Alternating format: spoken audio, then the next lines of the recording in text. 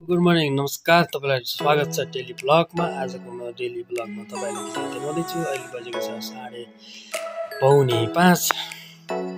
बाहिरको माहौल यस्तो छ। यो मोबाइलको आइफोन पनि छ, तर म अब दिउँसो दाइ उता जानुपर्ने भएको कारणले गर्दाखेरि मैले मोबाइल युज गर्न पाउँदिनँ। त्यही भएको कारणले मेरै गर्छु। क्वालिटीको लागि चाहिँ कम्प्रोमाइज गरिदिनु होला है त। म लाग्यो योगा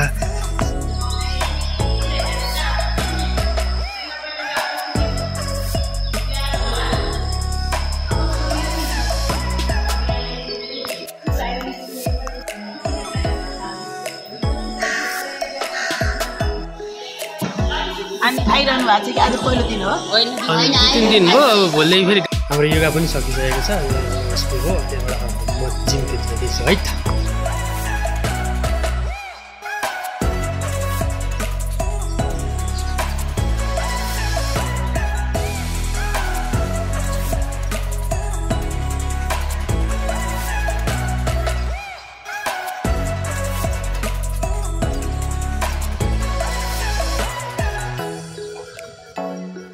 हाम्रो जिम चाहिँ त्यो हो।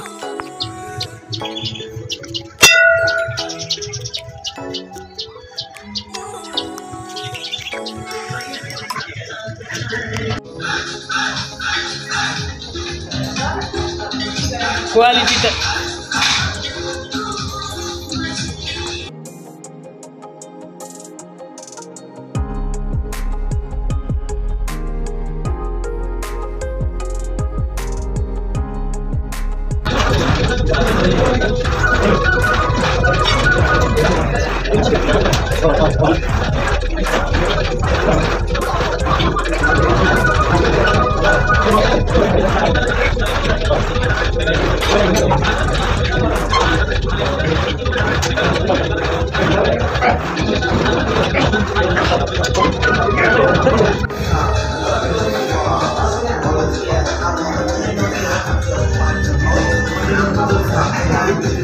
गीत बजाएको घरमा सबै भिडियो चाहिँ मैले खिच्न पाइनँ।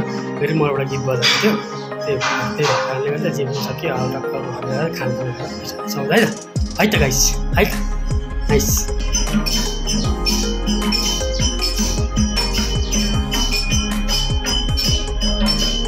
अनि फेरि नानीलाई चाहिँ अघि जानुभन्दा एकचोटि बाइक निकालेपछि एकचोटि कुदाउनुपर्छ। दाइले नि कुदाउनुपर्छ, मैले नि कुदाउनुपर्छ, नभए रोएर दिनभरि पनि सक्दिनँ। एक राउन्ड टक्क त्यहाँ पुऱ्याएर ल्यायो। अनि त्यस पछाडि टक्क पिसाइसकेपछि अनि गयो।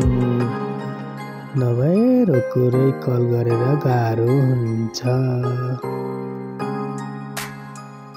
समातेर बसेकी छन् मजाले। दिनै रुटिन चाहिँ यही हो है त। त्यहाँबाट म पुगेँ अफिस। कोही बेला आउनुभएको रहन्छ, मैले थिएँ, काम हुँदैथ्यो।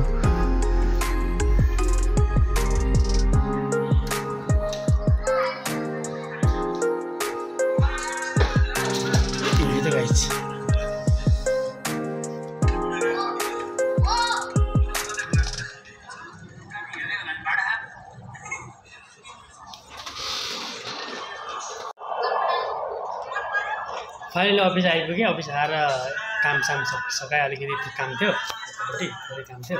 अन्त सकाएर मैले मेरै च्यानलको अर्बन भ्याली टिभीको भिडियो लगाएको क्या। 4 घन्टाको ब्लग छ। तपाईँहरू पनि लगाइदिनु। अनि लगाएर यस्तो भुटाएर छोडेर ल। सब्सक्राइबर चाहिँ राम्रै भयो होइन। अनि मोनेटाइज अलिक भएको क्या। त्यो वाच टाइम अलिक पुगेन। वाच टाइम पुऱ्याउनु पर्छ। त्यो लागि अलिकति कोसिस गरिदिनु होला ल। एकदम पुऱ्याउनु गरेँ त बुझेँ ल। अब आइपुग्यो। अब आइपुगेर हेर्ने टक्कसँगले खाना खाने झ्याप बस्नु।